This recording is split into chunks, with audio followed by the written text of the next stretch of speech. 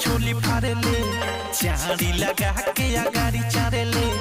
मिहरी से ज्यादा हमारा से प्यारे ले, दे बिस्कुट पारे ले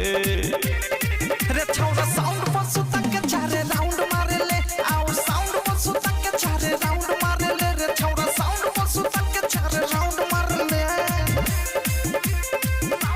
जब कहते हो पूरा कर जाते हैं यहाँ से, जब सब्जी आ गई बनी तो कहे ना है होठवा के लाली चटावे आइल बानी, प्रेमियों के सतुरा गावे आइल बानी,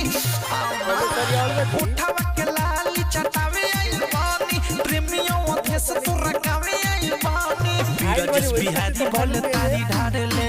लहंगा में हमारा तू अंडा तारे ले, एक नहीं यह जुतु चुमा चारे ले, बोल का तू हार ले।